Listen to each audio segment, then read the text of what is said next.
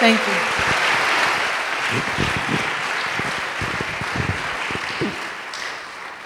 My name is Eva Tsunudo. I'm the executive director and co-founder of TMI Project. Thank you. I would like to welcome you to Point of Praise Church and thank Reverend Childs for hosting us. This is the third time that he's hosted a Black Stories Matter performance, and we're so grateful. I'd also like to take a moment to welcome our online audience. Thanks to our partners at Radio Kingston, we are now live streaming all of our performances. For the Black Stories Matter initiative, we've also created a viewing and discussion guide to go along with the performance so people can host viewing parties all over the country, all over the world, really.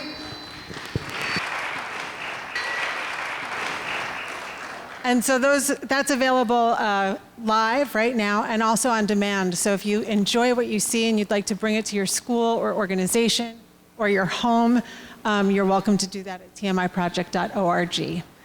And then just before we get started, I just wanted to take a moment to make you aware of a couple things in the program. One, all of the businesses that are listed have supported our work, and so I hope in turn you will help support them. We have a Save the Date ad in there for Voices in Action.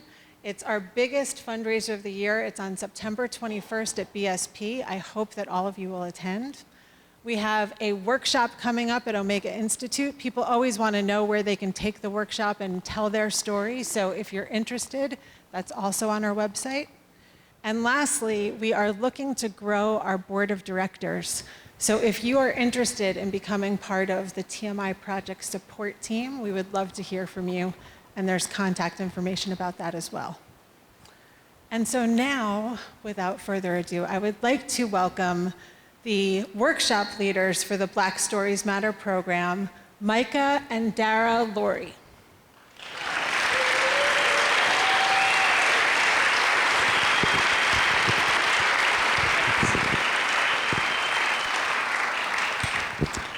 Welcome. I'm Dara. I'm Micah. Black Stories Matter is here to raise awareness about issues of inequality and injustice through the stories that we're amplifying and telling tonight and beyond. We're also here to inspire people to take action. So while you're here to hear great stories, they're meant to move off the couch and into the world. We also just want to let everyone know not every story you hear tonight is necessarily about a struggle with race or identity. The reality is that as Black people, we often don't get to tell our stories. And we all have stories to tell, and all of our stories matter, regardless of what it is. And I want to especially kind of point that out, that our stories aren't just important now. It's not that we're just hearing them now because of our political times and now you've shown up. These stories will continue to matter. And so please let everybody know that this live stream will continue to live on Facebook, that there's a forum, and these stories, they need to get out there. We need more people here because we have to recognize each other. And in addition to that, as African Americans, it's rare that we even have a space, a stage, so the process of us coming together to craft these stories is important, because there aren't enough of these spaces, and there aren't enough places where you can come and hear our stories like this. And just one thing about the kind of stories that we are telling. We are moving beyond the stock stories that have been told down through the decades.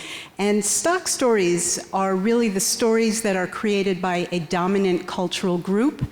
These stories reinforce status quo, and we all digest them, ingest them in our media on a daily basis. So we're here to really move beyond the stock stories, to reveal the stories that are concealed in the shadows of those stories. And Black Stories Matter is about amplifying those concealed stories that have been there all along. These are stories of Black people surviving and thriving in the Hudson Valley and in the whole country. So please welcome our storytellers tonight.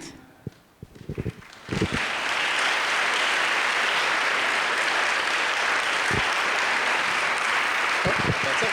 Okay.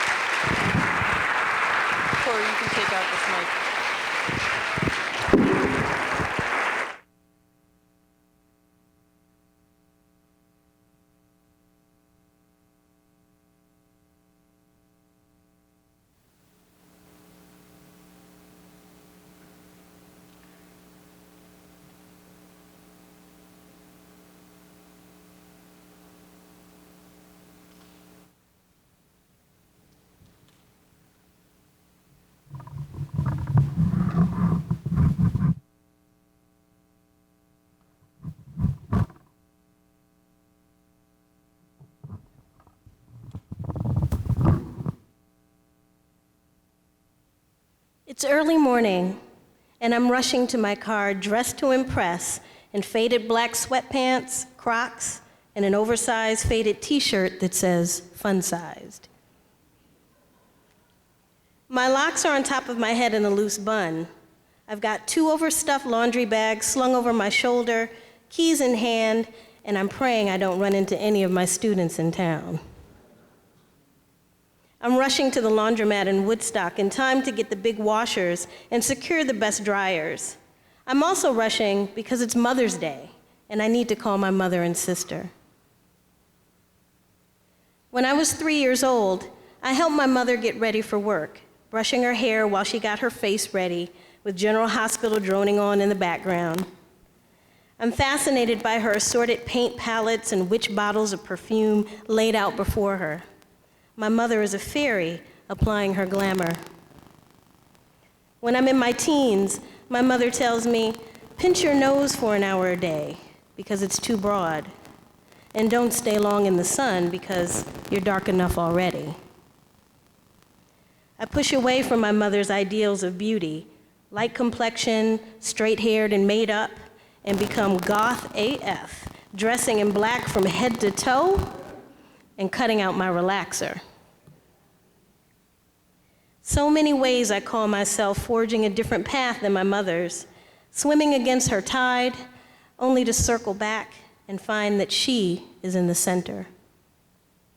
My mother, back in her day, was part of the Light Bright Club of Black women who were the first to integrate a nursing school in Milwaukee, Wisconsin. My mother's friend, Paula, told me that she was not pushed forward in the way my mother and her friends were because she didn't have my mother's light complexion and long hair. As my mother's daughter, I was expected to mold myself into an appearance that had no relation to my own kind of beauty. As a teacher, the more professional I'm told to dress, the more tattoos and piercings I get, in order to push back from the assumption that body art, Black femaleness, so-called ethnicness, is other and wrong. And don't get me started on how Black women have the type of hair and backsides that even dressed in the most conservative styles read as inappropriate to white sensibilities. So I push back because if me walking around just breathing is judged as unacceptable, I'm gonna fight like hell to be myself. As I drive, I listen to Abelona's canto for Oshun, the Yoruba deity of the river. At 29, I became an initiate in the Lukumi faith, a belief system brought to Cuba by the Yoruba people in Nigeria. I attended my first Dilogon reading, a reading of the shells, with my godmother. When I walk into the Olorisha's house, a young man dressed in white stands up to give me a big hug. "You need to praise your ancestors," he says. "I don't know what you may have gone through in past lives, but your ancestors have paved a clear way for you now, so you don't have to fight any battles. They're proud of you, and they keep your road clear."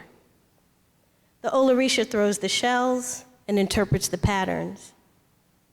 "Your mother is a child of Oshun," she tells me.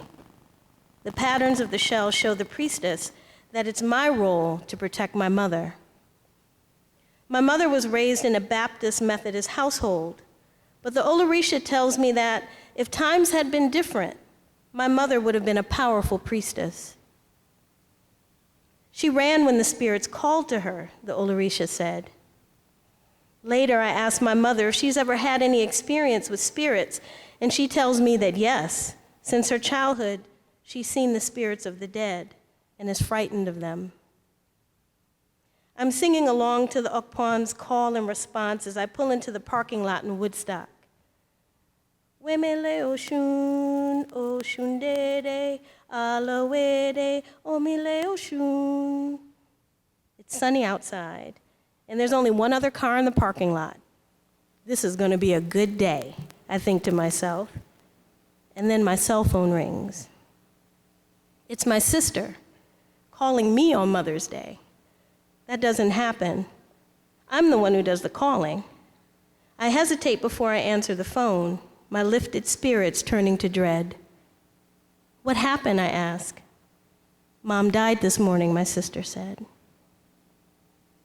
Oshun is the deity of medicine and healing, but my mother had smoked since she was 14 or 15 years old and refused to give it up, even though it was killing her. Mom had been feeling weak the night before, and when she woke up that morning, she felt so tired, she asked my father to call an ambulance so she could go to the hospital. But as she walked out of the house, she collapsed and was gone. Somehow I get home from the laundromat. Somehow I tell my partner. Somehow I tell my boss. Somehow I make my way home to Milwaukee to attend the funeral. The time between that phone call and seeing my mother in the casket is a blur. At the funeral, my cousin says to me, "You look so much like your mother," and I feel like I'm coming full circle. After my mother's death, I start to look at my mother, Lily Gray, growing up in the hood, the favorite child who always had her face in a book instead of dwelling on the negative, and I'm seeing that my mother did the best with what she had. Oshun helps me see my mother as a person. I begin to separate out my own bias and judgment that she was vain and frivolous and see her for who she was, a bright, beautiful, and high-maintenance woman who people loved and flocked to. My mother was a child of Oshun, a healer, even though she couldn't heal herself. Over the years, my mother always showed up in my readings. The message would be, "You're doing great, but your mother." So many blessings and prayers were said for my mother.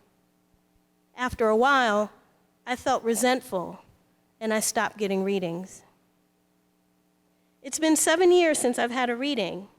I'm in my Babalawo's apartment. He has arumila shells ready. I kneel on the grass mat, fully expecting the reading to be about Mom, even though she's dead. The Babalawo gives me a head marking to see which Orisha owns my head, and it's Yemaya who speaks. Yemaya, sister of Oshun, the Yoruba deity of the ocean and motherhood. As I begin to look at who my mother was, I see that, like the river Oshun, my mother navigated the confines and rocky terrain of being a Black woman in the 1960s Midwest. The waters of her life were contained by the path cut into the earth by other people. She made her way through the rock, sand, and debris of her time, trying her best to reach the ocean and expand beyond her confines. My mother never told me she was proud of me. She told other people she was proud of me. She was proud that I pushed for a Black History Month at the school where I work, that I pushed back against the limitations imposed on Black children and Black women. She couldn't do this. My mother's life was a river that flowed through the channels carved out by society and her own currents. Like the river to the ocean, the waters of my mother's life flowed into mine, allowing me to expand beyond the narrow channels that were too limited to contain my true identity. It's her waters that carried me to the ocean where I could be free.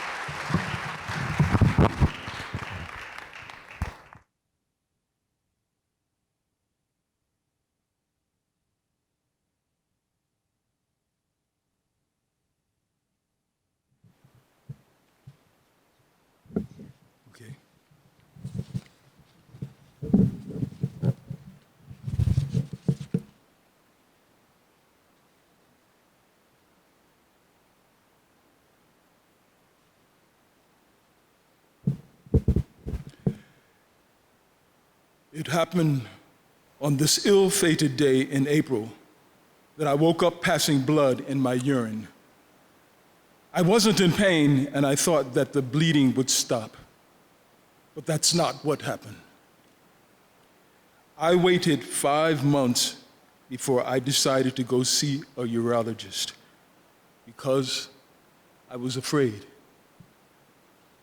I was passing blood in my urine every day. I lost 20 pounds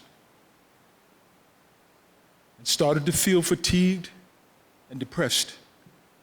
I thought if I gave it enough time, it would just go away.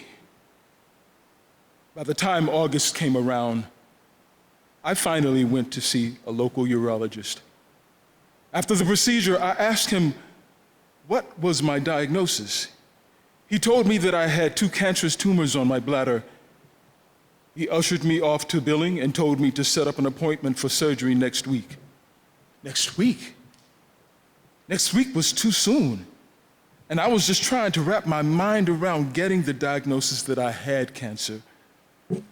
I was in a state of shock, but I was also mad because of the way the doctor treated me, like I didn't matter.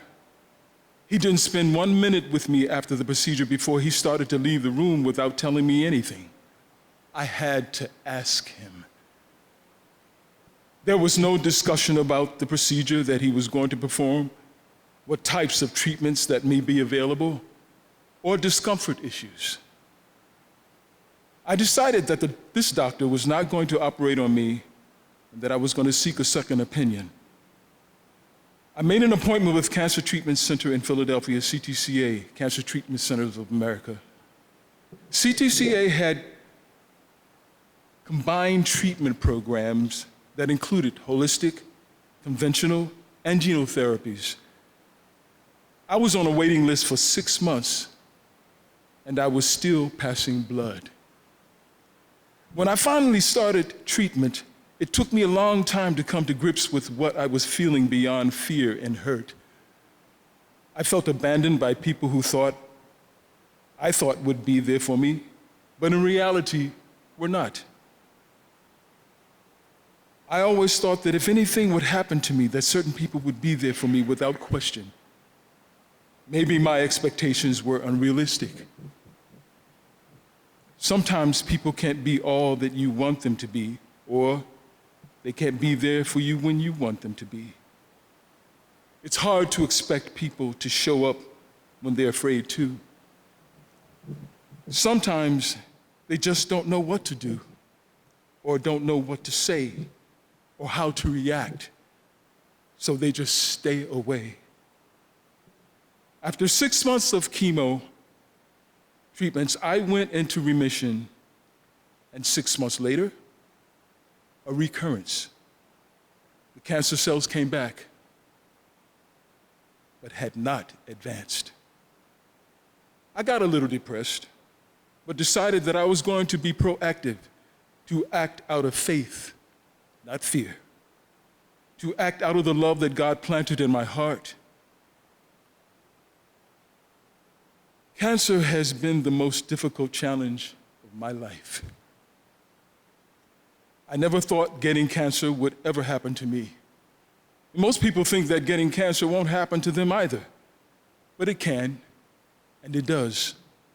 And when it happens to you or to someone you love or care about, it can be devastating.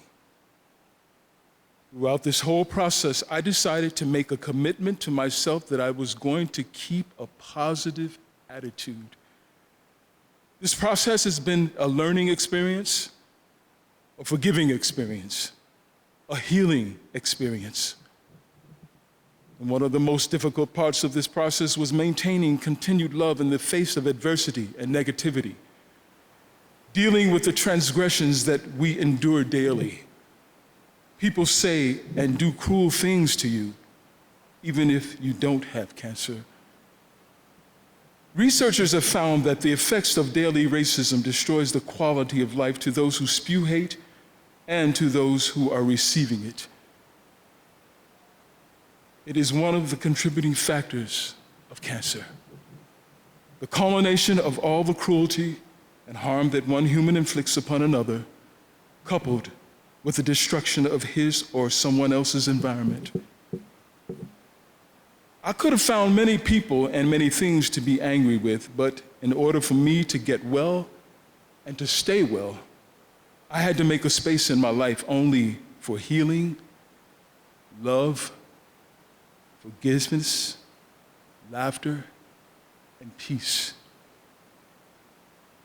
I became a cancer fighter after going back into remission to support and inspire cancer fighters and cancer survivors. I joined a men's support group, which was extremely helpful in giving me and other men a platform by which we could discuss our innermost feelings and share our stories with one another. I was also given a book titled The Forgiveness Project by Michael S. Barry. It dealt with internalizing anger and how it's destructive to our mental, spiritual health, and well-being, overcoming cancer and achieving and maintaining peace. Today, I am proud to say that I am approaching 7 years of being cancer-free.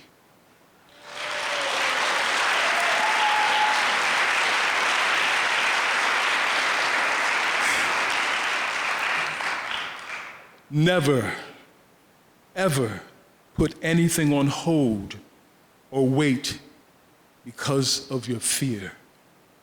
Time is precious. 125,600 minutes is all measured in love. I thank God for the continued presence in my life, to those who showed up, to those who took the time to be with me, to those who didn't, and to those who gave me support in different ways. It's amazing what a kind word or gesture can do to uplift one's spirit, to let you know that you are not alone, that someone cares about you, to let you know that your existence makes a difference in their lives, to let you know that they will stand there and be there with you through the darkness and to the light.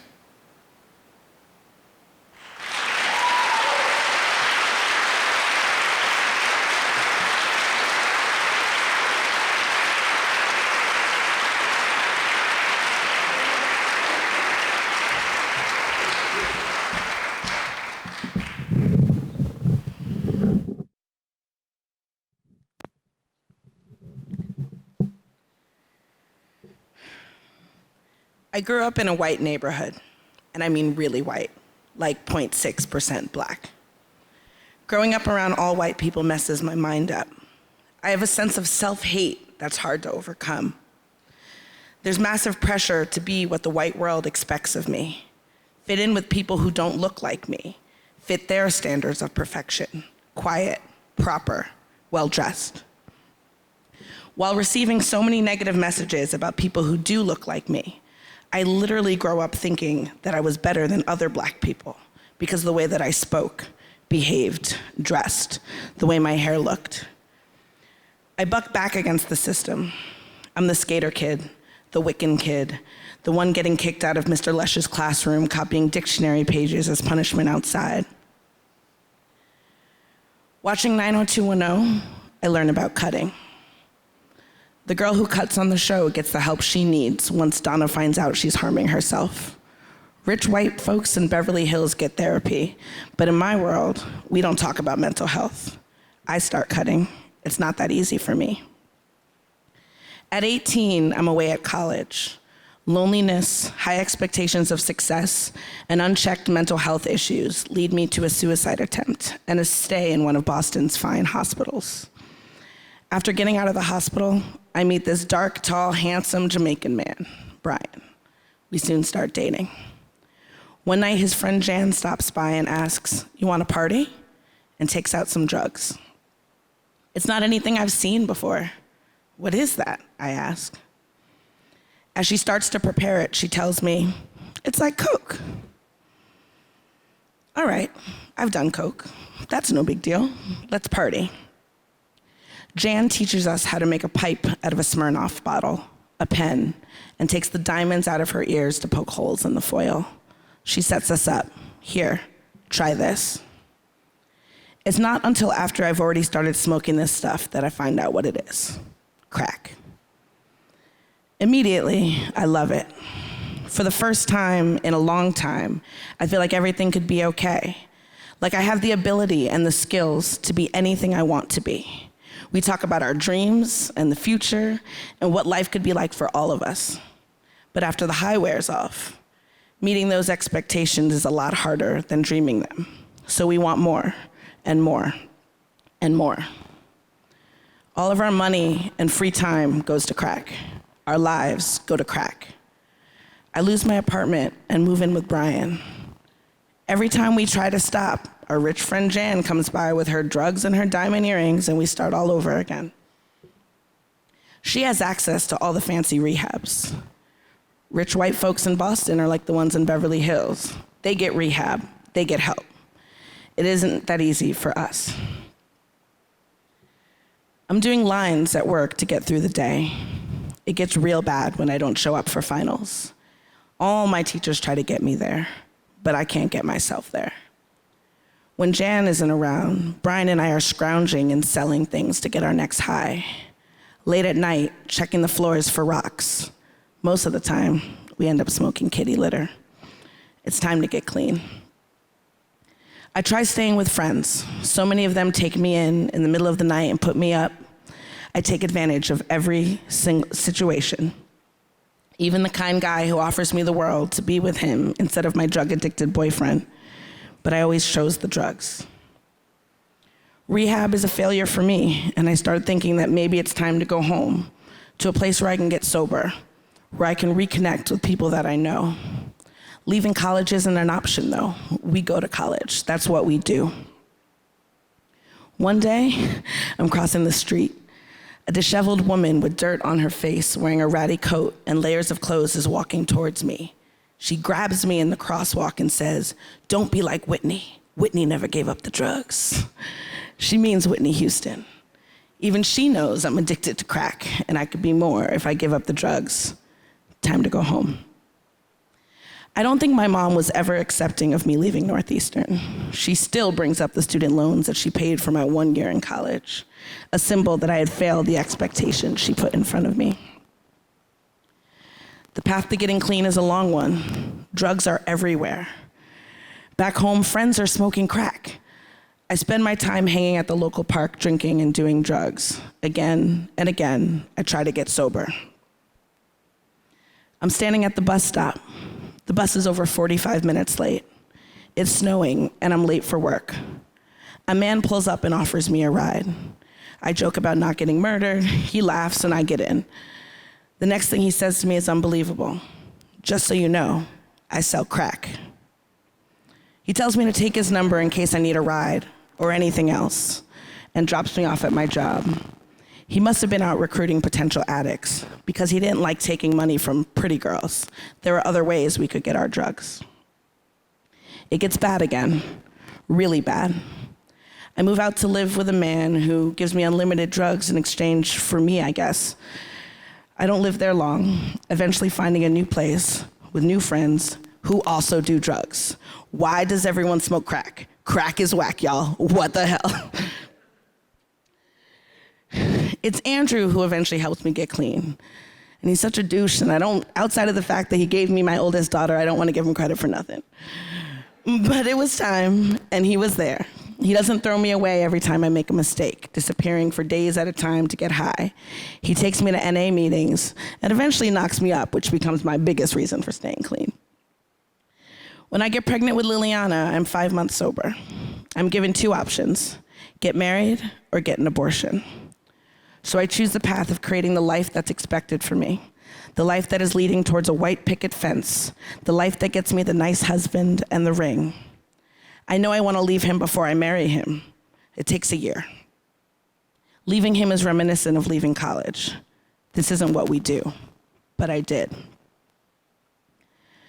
I never thought about the impact on my life as a Black person in a white space until I really started understanding racism. Those struggles, piece by piece, bit by bit, brought me to a different perception of my expectations and a newfound refusal to submit to the ideas that are set forth. When I gave up trying to live up to the expectations that white people have put on me and what a familial structure looks like, wait. I think I'm pushing myself to have this neatly closed ending. Like, this is the moment when I stopped allowing societal pressures to impact my behavior, or this is the moment when I stopped using unhealthy coping mechanisms to handle my emotions. But I don't think that moment has fully happened yet, you know? But I do know that we do have to talk about this. We've got to talk about this. I'm talking about this right now.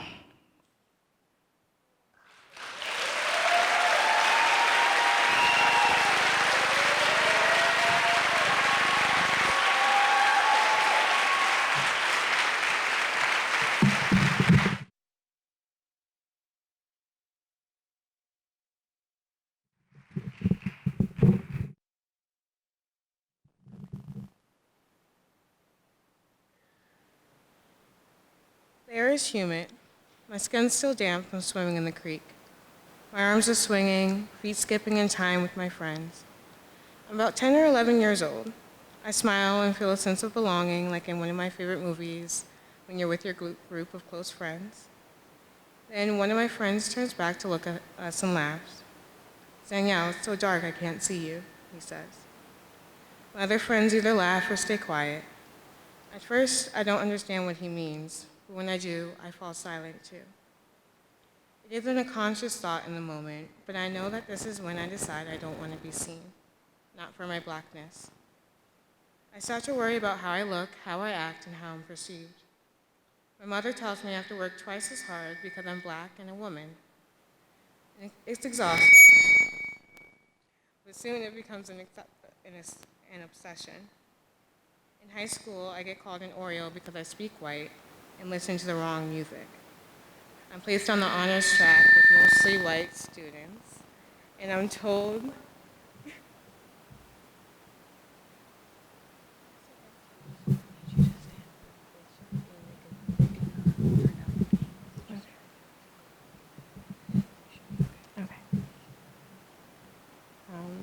in high school, I get called an Oreo because I speak white and listen to the wrong music.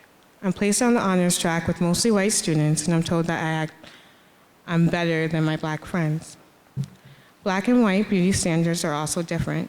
My mother praises my curves and my J-Lo booty, while my white friends often ask me if their butts look big or their hair is too poofy. I watch America's Next Top Model and see thin women with straight hair and straight teeth. On the dark web of Tumblr, I reblog women with thigh gaps and protruding ribs, straight hair, sunken-in eyes. I fantasize about what it would be like to be them. In an anime chat room, I use a picture of a blonde white anime character as my profile picture. It takes me a couple months to realize that I'm lying.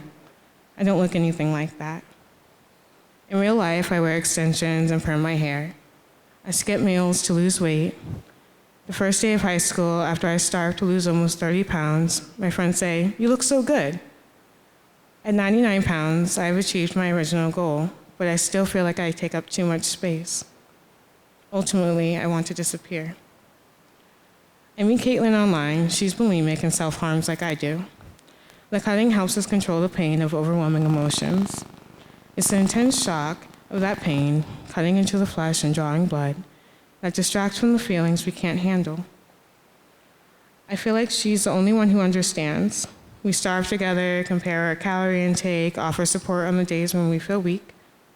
We promise that we'll get better together. "Don't die on me, Kate. We can do this," I tell her too many times. Her grandmother sends her to mental hospitals, deletes her accounts, takes away her phone, but she always finds a way to talk to me again, texting me from new numbers, messaging me from new blogs. The last time I speak to her, she's withering away. 86 pounds and 5 feet 11 inches. And then when I'm in 11th grade, Caitlin disappears. I have no way to contact her and no last name to look up. I search for her for a year and I can't find her. Just like that, she disappears. I decide I will not disappear like Caitlin. A friend brings me to a yoga studio. The teacher is black. It's a very diverse and authentic yoga studio. and doing yoga makes me feel better. I spent a month at a yoga retreat in Nepal, training to become a yoga teacher with other American trainees.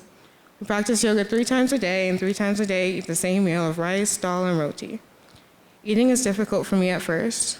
I cry a lot, and everyone in my group is supportive. They are like a family to me. I realize I am eating with people who genuinely care about me, and that this food is meant for me to eat. I begin to take up more space in my own body. One day, we all walk an hour to buy ingredients for a chocolate cake. We make the cake and everyone eats it.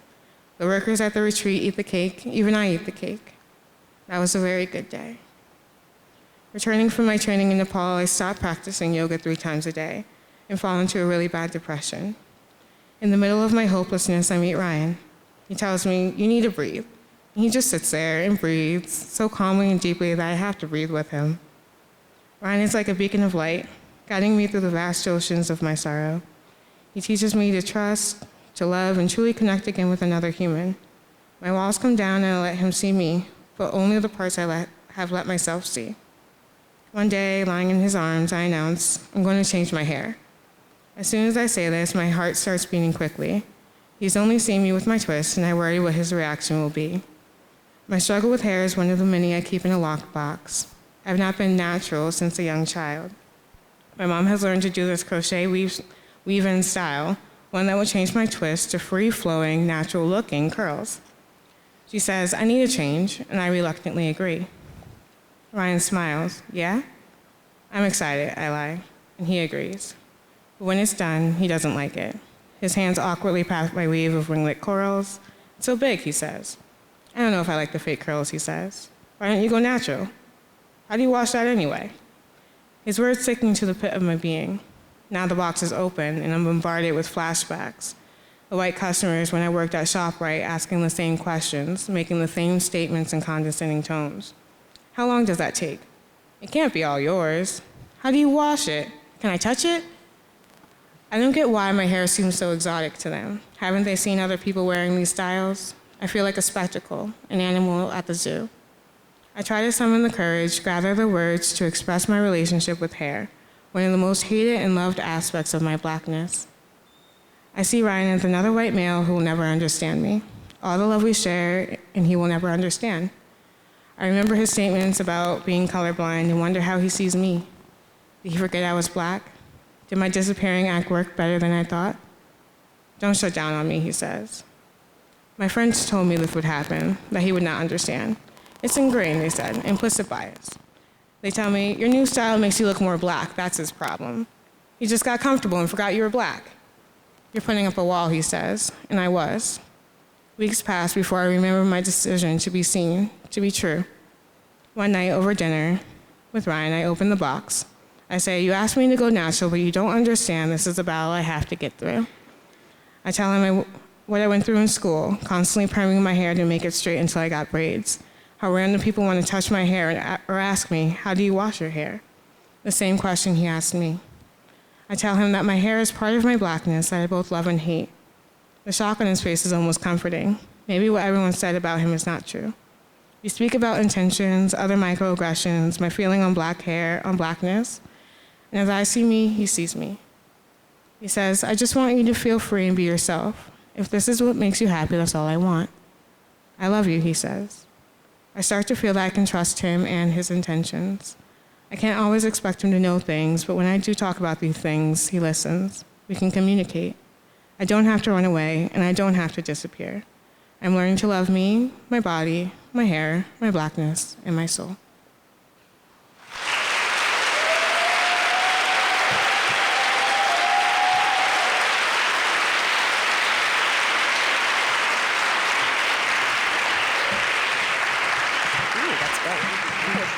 I think it's okay. Yeah. I'm not a teacher or a nurse, but I often play one on TV. See, in the acting world, producers and writers like to cast women of color as nurturers, teachers and nurses being the most popular forms. Like a modern-day Aunt Jemima, we're there to instruct and caretake.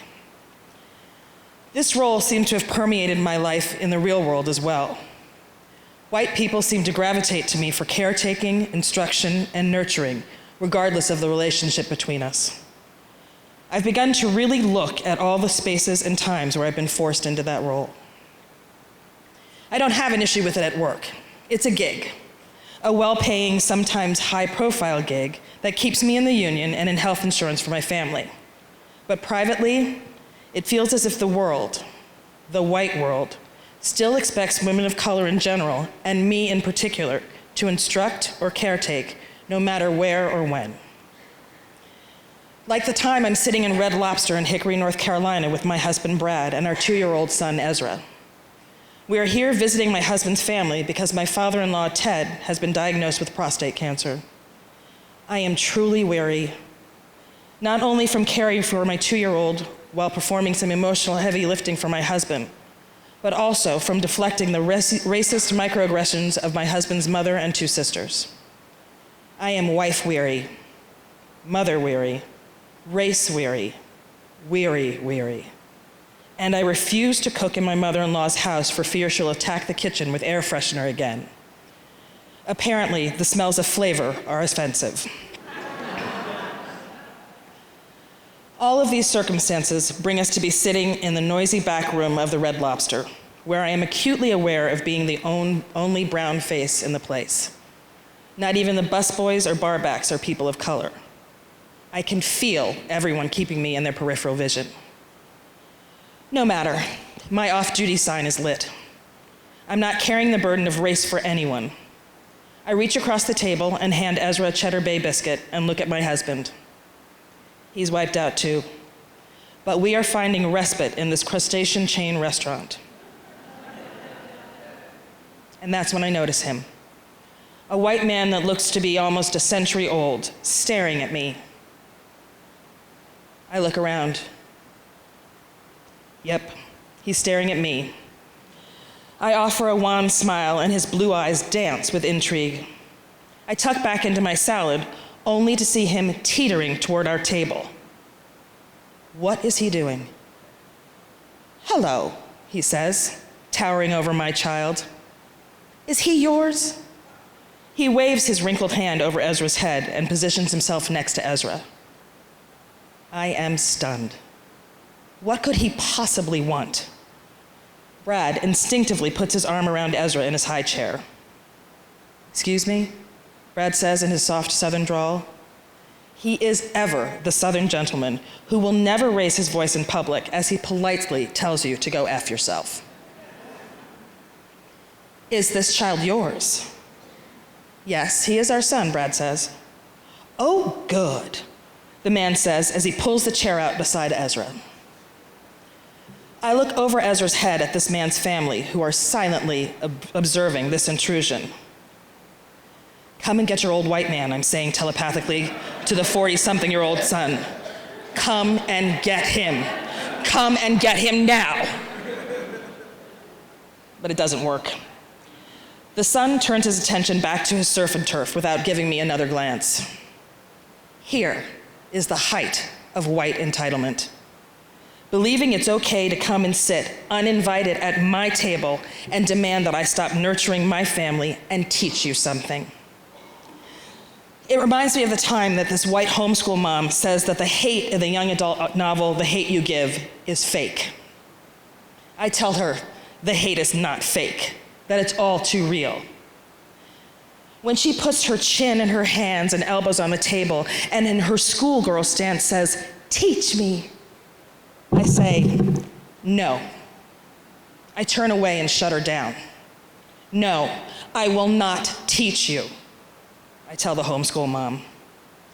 "So, being an interracial couple, I'd like you to answer something for me," the old man says. My eyes shoot daggers into this man. "Answer what? Can't I just eat?" "My nurse, she's a colored woman like yourself," he continues, spittle falling from his lips. "And she says that when the woman is older in a mixed couple, the child always ends up being a male. Are you older than him?" He tosses his head in Brad's direction. It has me thinking, is this my job? Is it the burden or responsibility for me and other people of color to teach white people? Haven't we done enough? I beg your pardon, I say. I am seething. I extend my arms across the table in Ezra's direction, and he reaches for me. My nurse is from the Caribbean, and she says that if you're older than the male, the offspring will be male. I'm just wanting to test the theory. What the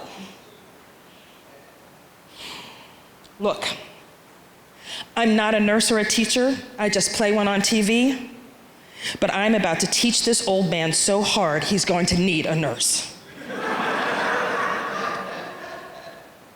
I look at this man's family again. I can tell they're listening to this exchange.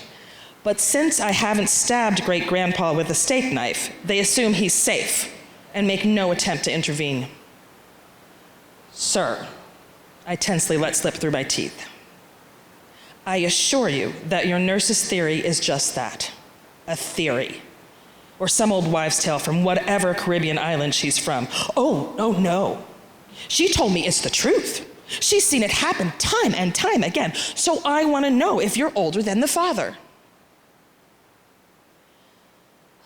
I don't remember what Brad said to get him to leave. I was beyond words. And I just wanted the racist, ignorant fool away from my son. I do remember him teetering back to his table and my ears becoming hot. Why did this man think it was just okay to interrupt our meal? To take a seat at our table, to interrogate me and expect instruction? I realize that being Black means a lot of different things. It's making the choice to not be a nurturing mammy, to embrace Betty Saar's machine gun-toting Aunt Jemima archetype. It's the declaration that I'll nurture you on my time, in my way, if I want to. Being Black is understanding that sometimes, a lot of times, all the time, I don't need to talk about my Blackness. That Black people don't sit behind closed doors talking about our Blackness. There are other topics, and by virtue of the fact that we are talking, it's Black talking. Being Black is so much more than any preconceived notion that I cannot define what it means, because it just is. It's the sun and the moon and the stars. It's loving my white husband. It's driving my car. It's loving James Taylor and Lyle Lovett and not responding to you when you ignorantly say, "What are you doing listening to that?" It's not denying any part of me that wants to do anything, go anywhere, be anywhere. It's not having to teach you about being Black because you've dug your head in the sand for 40 plus years. Recently, my new favorite line is, "I'm auditioning to be a nurse because I'm a Black woman." Everyone laughs, and then they think about it. Being Black is not one thing, it's everything. And sometimes, nothing at all. Nothing as in, it's a cool breeze. It's sunlight on the leaves and water. It's everything and nothing at all. Get it? You can't have it.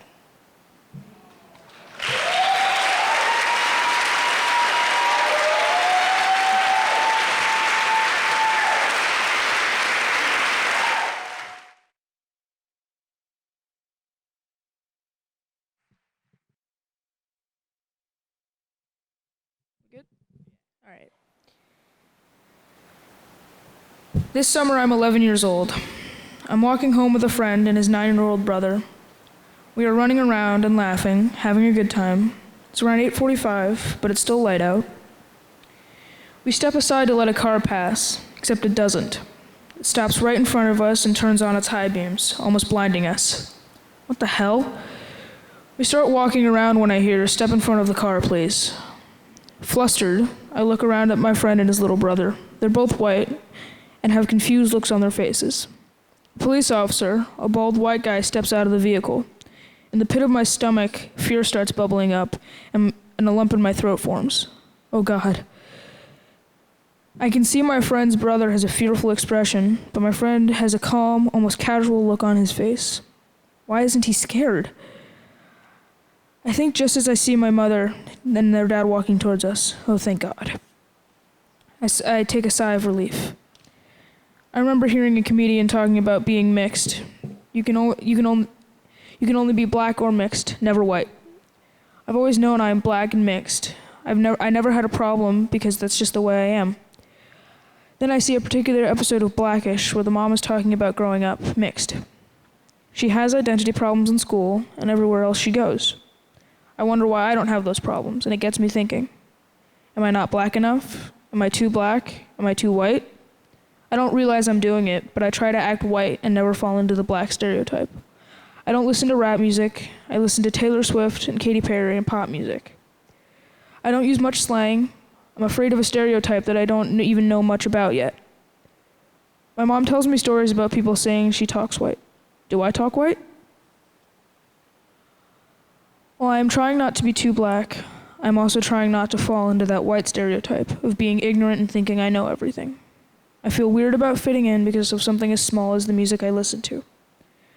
My white friends don't understand what it's like to be black. They say things like bro to sound black. When I refuse to go into a locked park at night, they say things like, what are the cops going to do? Shoot me, I think. I want to stop worrying about how I'm perceived and what I can and can't be shot for. I want to not have a small panic attack every time I see a police car, or those high beams, every time I see a badge.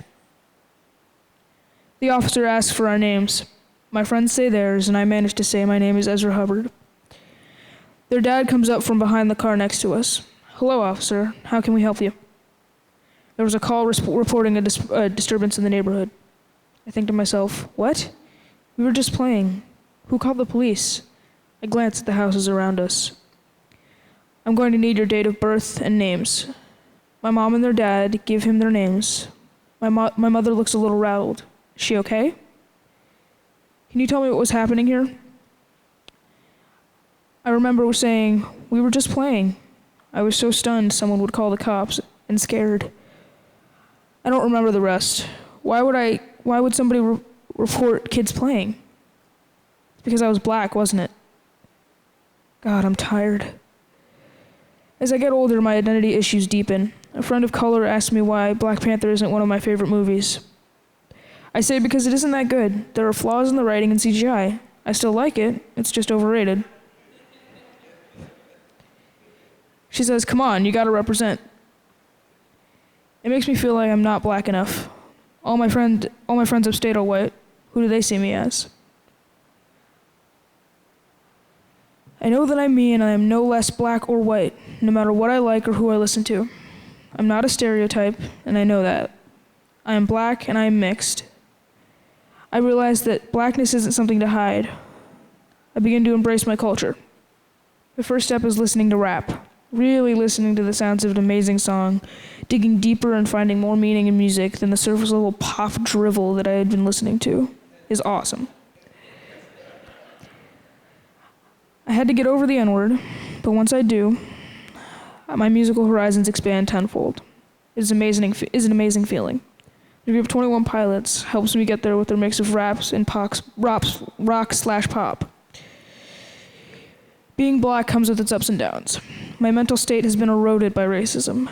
Not to the point where I'm depressed, but I feel hopeless about the world changing. It makes me sad. Racism has made my self-esteem higher, I think. Or lower? I don't really know. I just know that injustice needs to be stopped, and I will stop it wherever I can. The day after the cops stopped us, me and the other two young boys were in the blotter. We hadn't done anything wrong except play in the street, yet the police were called about a disturbance. The neighbors saw me as black and a threat. The police saw and still see me as a threat. Security guards still follow me in stores. Ignorant white people still say ignorant things about the black experience. This is something I will be dealing with for the rest of my life. But at least I know who I am. I'm mixed and I'm proud.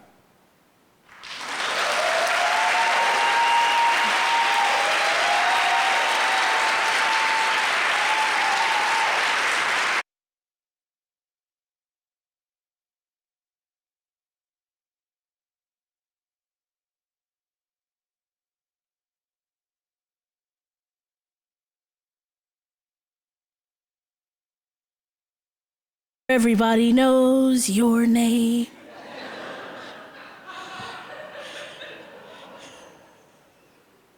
Hi.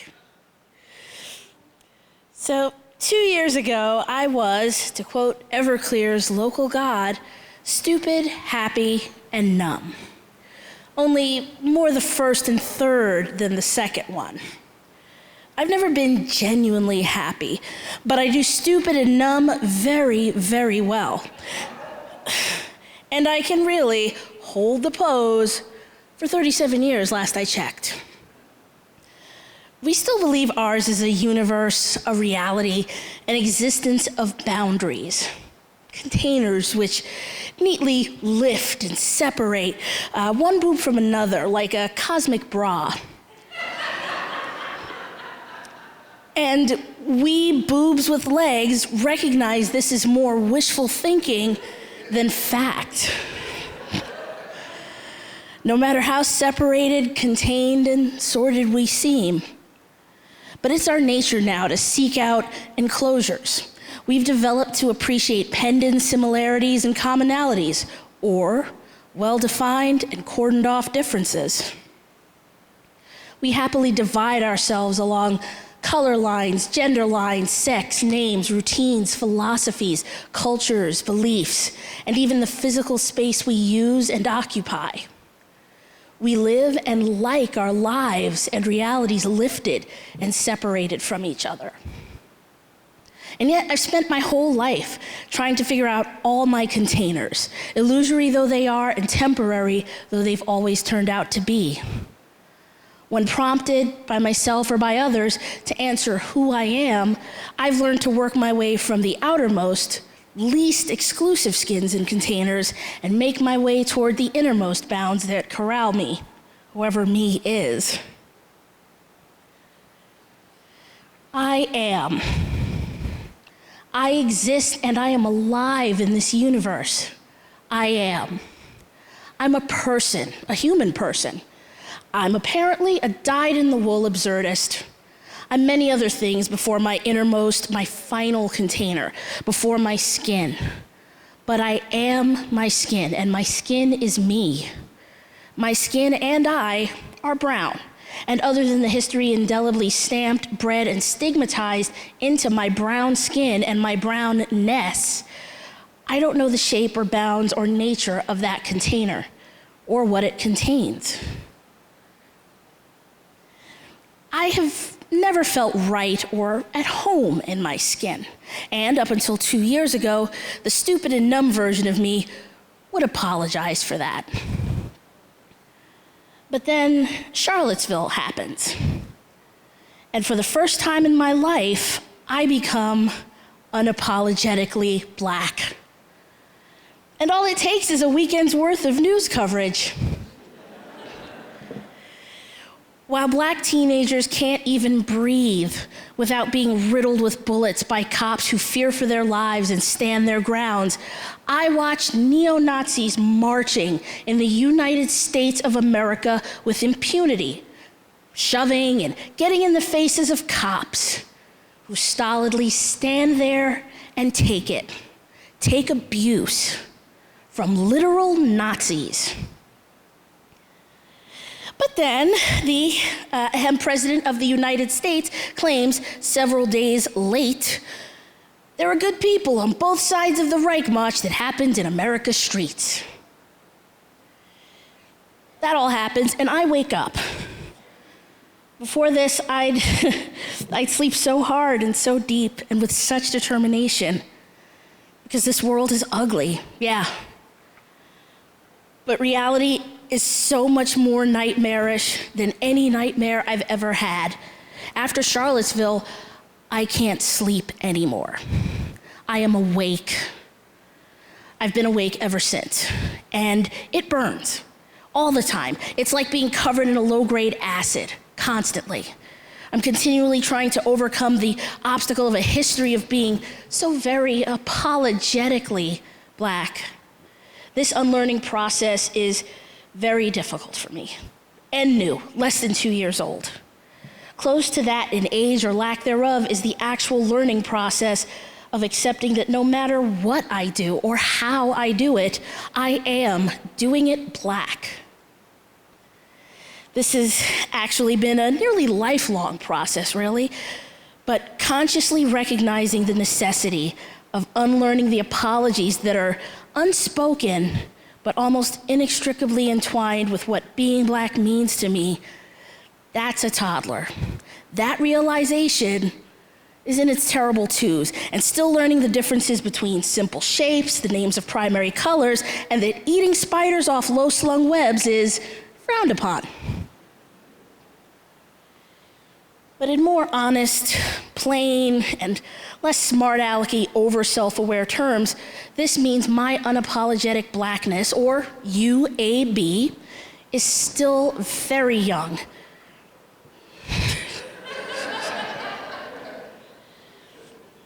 It's still learning to walk without falling and talk without gabbling. It's still learning to regulate and appropriately channel its feelings of betrayal and rage at not getting all its long-deferred needs served instantly and on a silver platter. It already knows how to use its words and indoor voice well enough to be understood, but often gives in to the urge to make strident, alienating mouth sounds and tantrumy tongue lashings. Because, when do toddlers not dig instant gratification? And I tantrum over small things. They all blur together because they're meaningless. That's why I call them tantrums. They're not at all worth the energy expended to have them or even recall them. I just sometimes shred people over stupid things sometimes, usually unnecessarily. It's more habit than anything at this point, like heroin. It isn't even fun anymore. It's routine and maybe maintenance. Most times, winning arguments with the average person is like winning arguments with, toddlers. Nothing to be proud of, and I come off looking like a jerk for making a baby cry.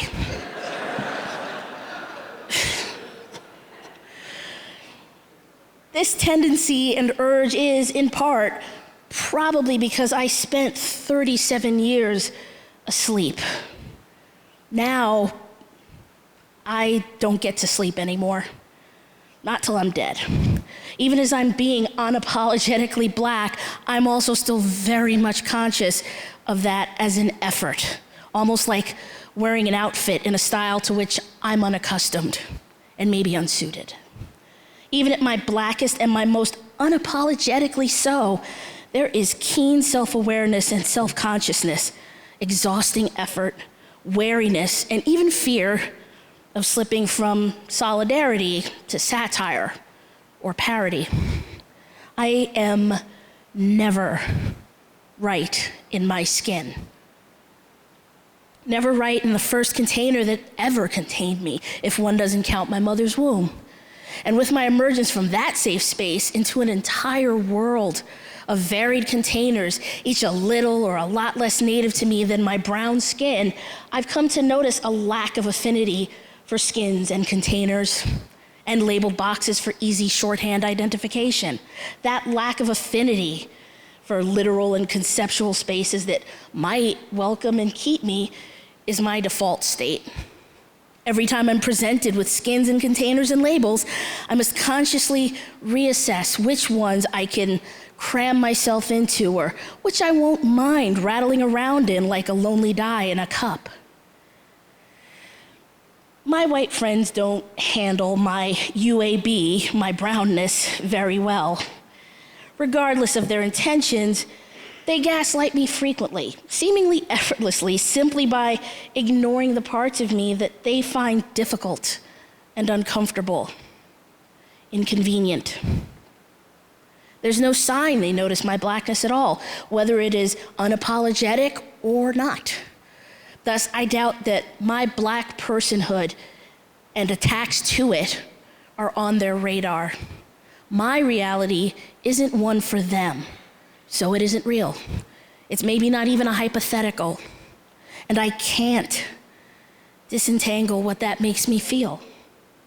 Can't decide whether I feel more confused or betrayed or just sad.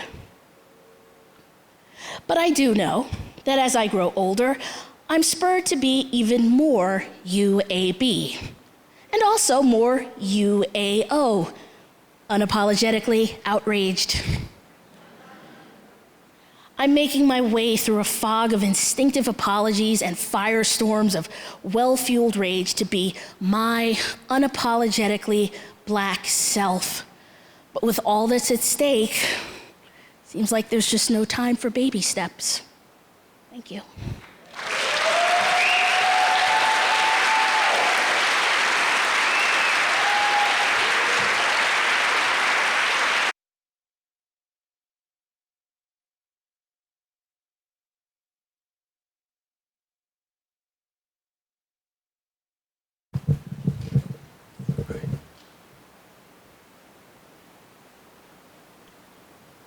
I'm a 13-year-old newsboy living in Jersey City. People call me Albie. I like to do the crossword puzzles. One day there's a crossword puzzle that asks for the name of a place, and I figure it out. Newplatz.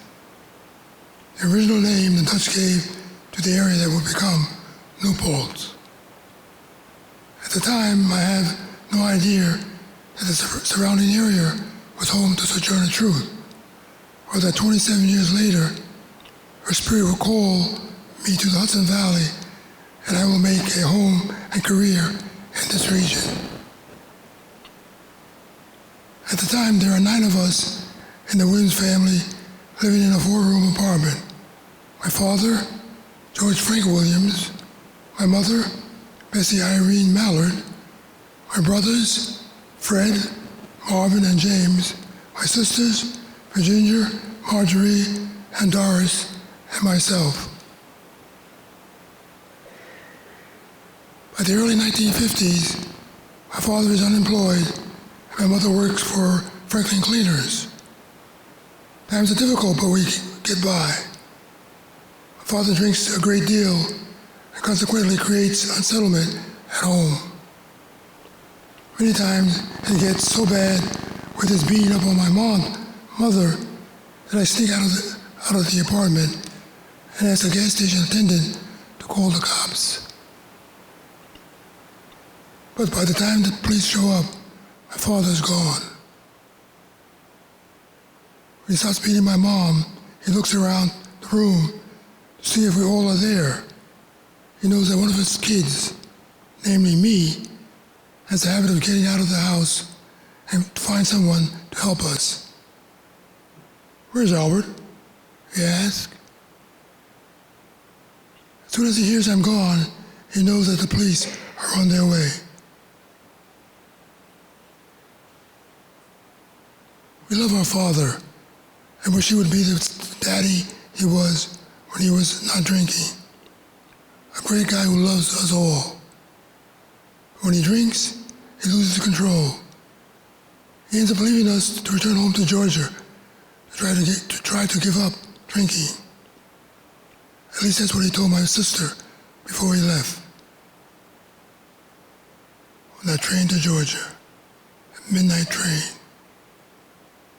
After my dad leaves, my older brother hears about a program at Grace Church run by the Reverend C. Kimball Myers. It has activities for kids, so we join. Another priest at Grace Church, Paul Moore, has an old friend, Tony Duke, of the Duke University family. One day, Tony pulls up in front of our house in a white Chevy. He has just opened up his annual camp in Ulster Park, Hudson Valley. He wants to know if I would like to come. At age 13, I stepped foot into Kingston area for the first time, almost a journey of truth.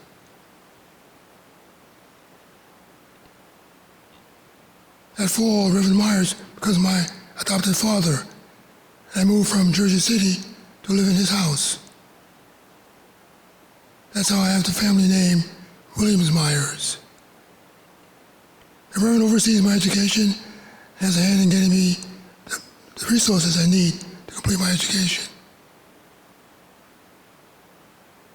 When I'm in my first year of college, I meet Janice at a party on the Lower East Side of New York City.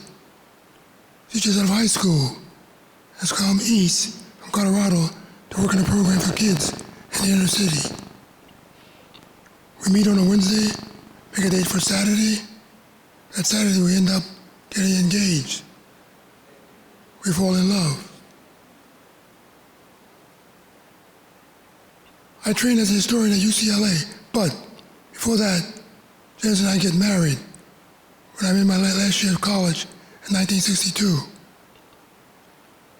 I complete my PhD at UCLA.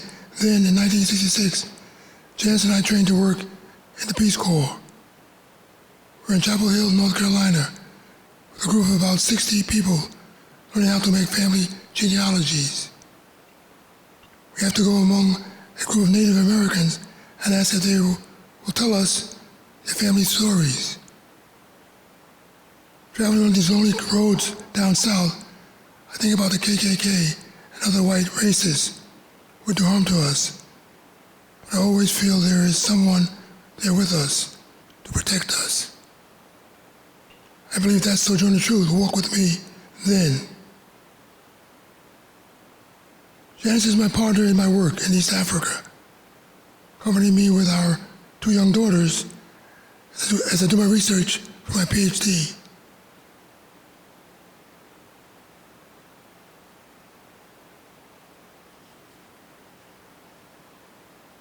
Our partnership and marriage spans over 50 years. Between 76 and 79, I teach African history at Carleton College in Minnesota. My second year, an associate of mine, who also teaches at the college, has a visit from a friend on his way to become chair of the Black Studies Department at SUNY New Paltz. At that time, New Paltz is nothing to me. I've never heard of it before, and don't connect it with the place name, New Platz, that I figured out in the crossword puzzle when I was 13. No connections. My third year at Carleton, I discovered that a friend has resigned his position at SUNY New Paltz. The college is searching for a new chair of Black Studies. I apply for the job, go for an interview, and eventually I'm selected for the position.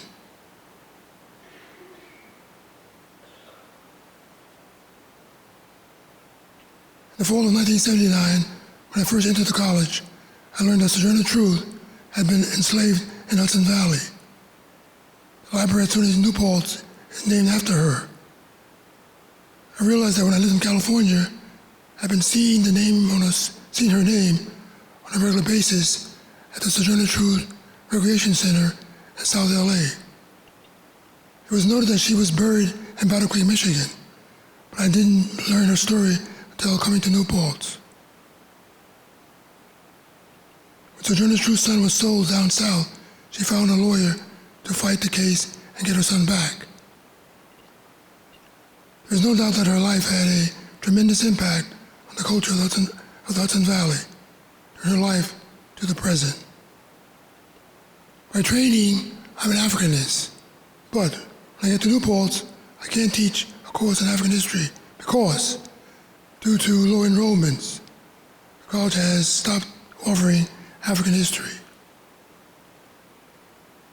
It occurs to me that there's an early African presence in Hudson Valley because it was a route up from the ocean in New York City and to the Bay. I realized I can use the same tools to reconstruct history of the enslaved people that I used when I was studying the African presence in Africa. It was amazing to me that Sojourner Truth's story was never taught in school. It's just one more example of how history of the Africans in America has been taught as if history shaped the Africans instead of how it really is. Africans and their descendants have profoundly shaped American history.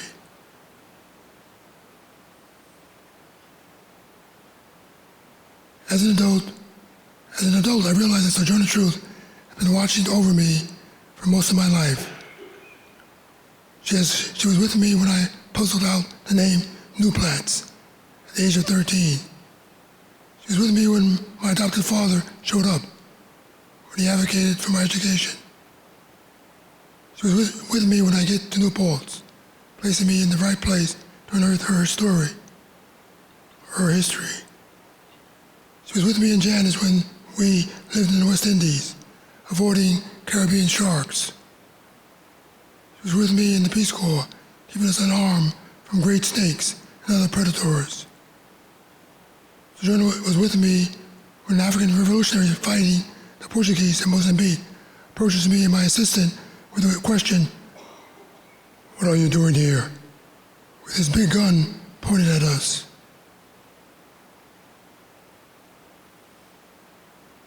Yes, Sojourner Truth walks with me still. I feel her. I talk to her. Sometimes I wonder if I am the embodiment of someone she once knew, someone who has been enslaved with her.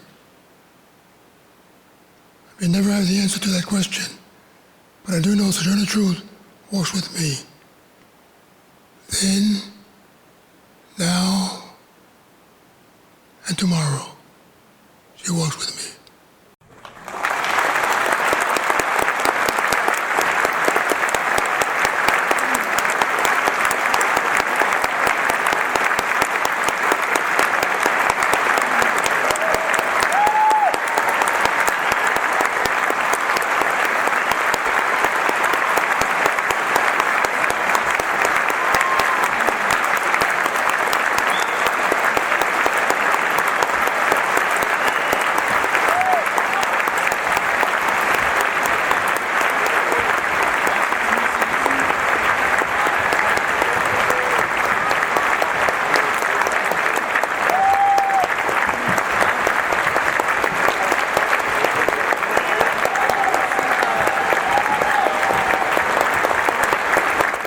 Say a few words about the workshop that led to these amazing stories, since I missed that at the top of the program. We met with these amazing readers and storytellers over an intensive weekend, and we went through what we call the TMI methodology, which involves screws and racks and suspension and all sorts of creative exploration.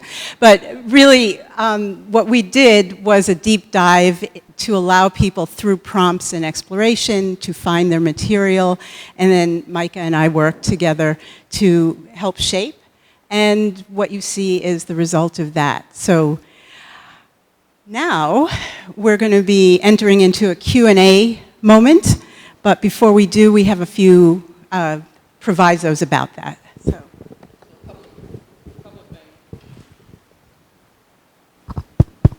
Couple of things about how we do Q&A. We like to open it up to all of you. You have the right to ask questions, but it's important that you know that our readers have the right not to answer them, right? So it's important just that you recognize that. So should your question not be answered, they will just say, they don't want to answer that, and that's fine, right? It's one of the things that we accept in this process. And also as a part of this process, we'll also be using some progressive stacking, which means for those of you that don't know, that just as we are listening to Black Stories That Matter, we will also be looking to take questions specifically from colored people first. And we'll ask, doesn't mean that we won't get to your question, and then again, we may not. We only got 15 minutes. Can't get everybody's question. So we ask you to just kind of honor that. We also want to invoke what we call the humanity clause, which in some circles is called the ouch and the oops of these conversations, which simply acknowledges that people's feelings can get hurt along the way. These are stories that have taken hundreds of years to become compacted into the form that they are. And so as we as a community seek to unravel these stories, we may say things that inadvertently cause pain, or we may be on that end of receiving the pain. So ouch or oups and oops, the humanity clause. Just be aware that it takes a little bit of, chutzpah. We also just ask you to understand that in difficult conversations, again, we're having conversations that we're not used to having in our culture. So consider who is in the room as you speak. Disagreement is a natural part of this dialogue. Being in agreement is not necessarily a sign of success. it might actually mean your room is just not diverse enough. So we ask you to be mindful of that. Realize that we are participating in open-ended conversations, so expect non-closure in many cases, and just it's a creative space to occupy. Non-closure, and the conversation will continue. And lastly, we just ask you all to learn to listen and listen to learn. And with that, we'll take some questions. We've got a microphone down there, so we will call on people and just wait for a microphone to get to you, should you have one. Right back here. Hello. Thank you. I love black people. I love all of you. This was so special. I woke up and I was like, I should shave my head today, because I'm just like in that place between following a path and then feeling so much misdirection. So I'm curious about, and this is for all of you and any of you, but how you chose to tell the story that you told today. Who would like to answer? When I came to the first day of the workshop, it was immediate. I heard that song to Oshun. So I was like, okay, so this is where we're going this weekend. This is going to be about Mom. And so for me, it was definitely immediate. Like, I knew right away that's where everything went.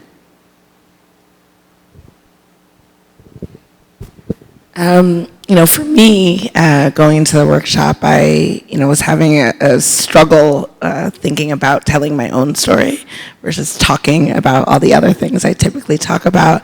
And so I, just started writing, and this theme, it just started coming up, and I was like, this is a story that I've never told before, a story that's a really important story in our times to think about, to change the narrative of how we think about addiction. And so even though it was my personal story, there was activism still behind it, so, yeah.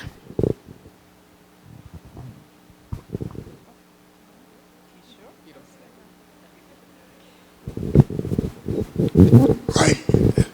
Can you hear me? Very good.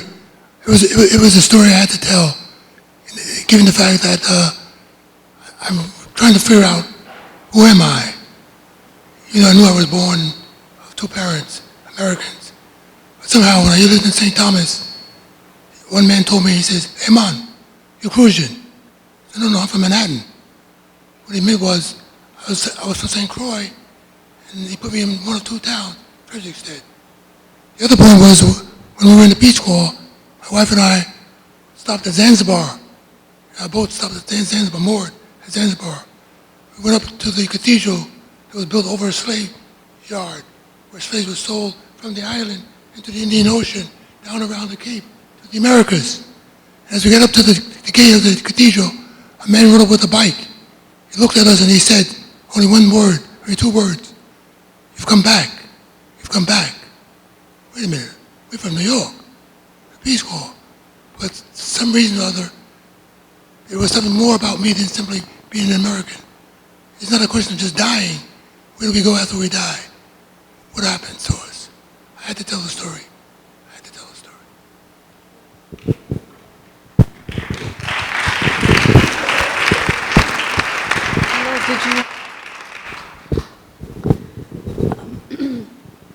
That is beautiful and tough to follow. For mine, I don't even remember how I got to containers, but that seemed to be a theme with the things I was writing. And our two facilitators just kind of were like, well, more about containers and labels and things that you fit in. And that just seems to be the coherent theme that runs through it. And by the time I got the finished product from them working their magic, I mean, I still don't know what containers I fit or belong in, but I'm finally starting to realize that I get a choice about that, and I know which ones I do not want to be fit into or shoved into or force myself into. So a little bit more TMI magic, like I may not know what I am or what I want just yet, but I know what I don't want, and I know what I'm not. And that's like, thank you, you guys. So.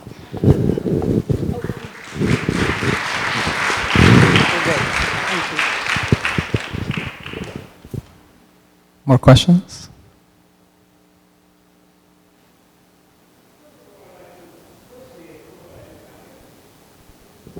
Touched my heart. My question is, though, because it was such a heartfelt, emotional time for me, how is that for you, and do you have a way to decompress from all of this stuff after your presentation? Can you restate that? I'm not sure. Did everybody hear that or get that? Yes? Okay.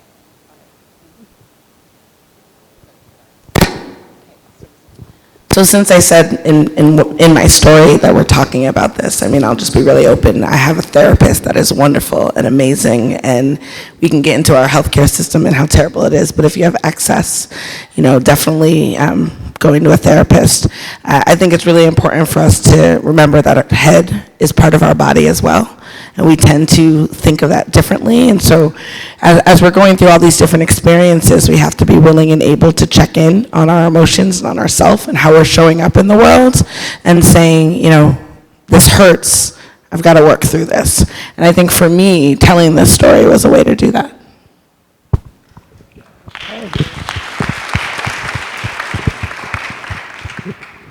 So I mentioned in my story yoga. So I do a lot of yoga, I do a lot of meditation, and really coming back to my body, and especially being so long of not wanting to be in my body.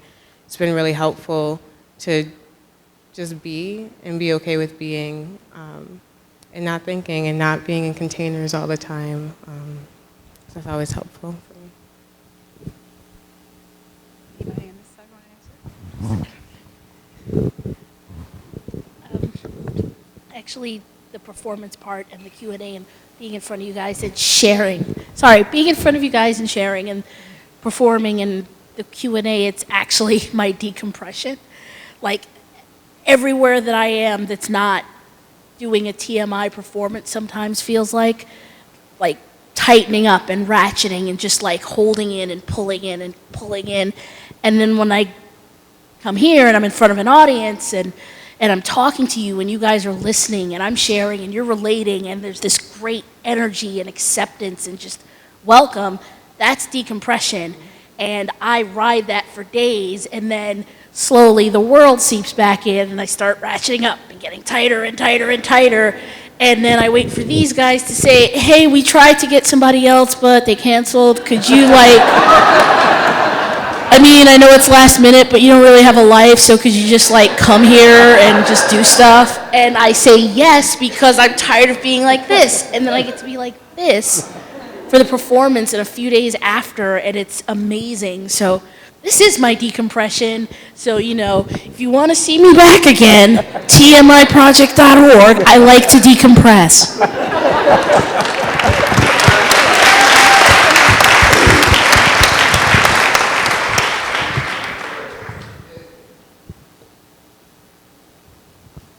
Well, clearly we're going to have more TMI Project readings for Beetle. My only question is, could you please tell us your names one by one?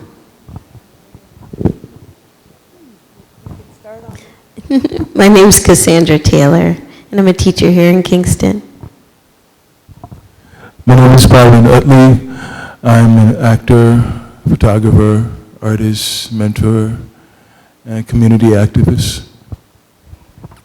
I'm Callie Jane. I'm a community organizer and executive director of Rise Up Kingston.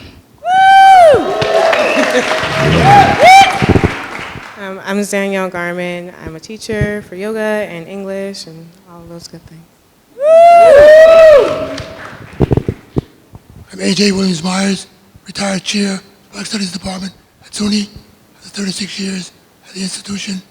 I'd encourage you to read my book, small book, written by me and the students, many of the students. It's called In Their Own Words, Voices from the Middle Passage.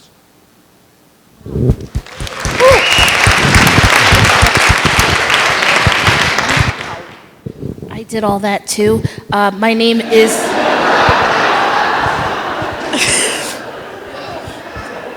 Seriously, read the book. I want to read the book. My name is Beetle Bailey. Yes, I know. It's also my legal name, not a nickname. So, and I'm a co-host on a radio show at Radio Kingston. So, check out. What's it called? I kind of forget the name. I think it's called No One Like You. I don't know. It comes on Mondays, 1 to 3.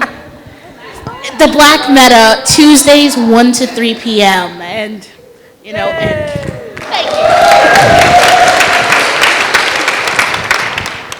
you. My name is Ezra Hubbard, and I'm still a child, so I'm not really doing. I work at a library, I guess. So.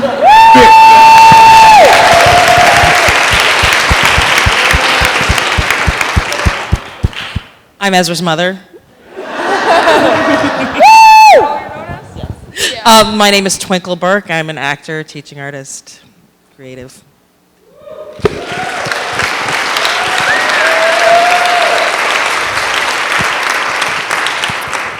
We've got time for just about one more, and I'll explain. If you still have more questions, I'll explain what you can do after. But let's take one more. We have one question from our live stream.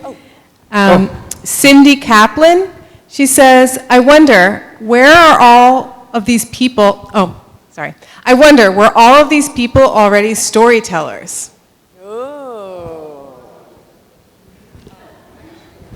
Yes. I'm an actor. That's what I do. So, yes, I was. I want to say no, but my mother is nodding yes. So, sure.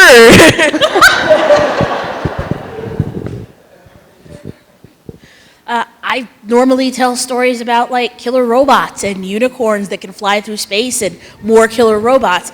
I am only a storyteller about myself when I'm with TMI, so they bring that out of me. Otherwise, I hate talking about myself. As a youngster, I had two earlier teachers who taught me how to tell stories. My mother was excellent, coming from the South. And then there was Tony Duke, who ran the camp. He was excellent as well. So therefore, I tell stories based on what I heard, not based, but they have been in my life for so long and done so many things for me. I'm an English teacher, so I think it just kind of comes with the territory. We read other people's stories, and I write stories, but this is a different experience, sharing things that are about me. So I definitely identify with Beetle with that one. I'll do fiction, all day long, but talking about myself, that's something that TMI brought out of me. I think I've always been a storyteller since I was a kid, and I love to be around the elders who, and they were always inspiring to me, and I just I love it. It's just part of the culture. I can certainly tell stories. I don't think that I, am a storyteller. I talk to a lot of folks about telling their story in order to uplift work that's happening in the area. And it wasn't really until I've come to many of these, normally as the go take action person afterwards. And it wasn't until TMI Project started working with folks at Rise Up Kingston to help tell their stories for some of the, housing work that's happening around the community that I really said oh yeah, I want to tell some stories too, so. I'm also, an inspiring English teacher, but I haven't really told my own story or been up on stage to tell stories in front of big people. Normally it's around children, so it's a little different. So, for those of you that might still have questions, and for those of you at home that might have questions, we're still going to try to collect those from you. In fact, if you're here, you have a survey that you were given, and we will actually, because you're getting your feedback helps, so we'll ask you to please fill out your survey. Your feedback helps us shape our programming, and we use your insights to constantly improve what we do. If you still have questions or comments, you can add them to the bottom of the survey. Questions for the audience, for the readers. And we'll try to answer them in a blog post.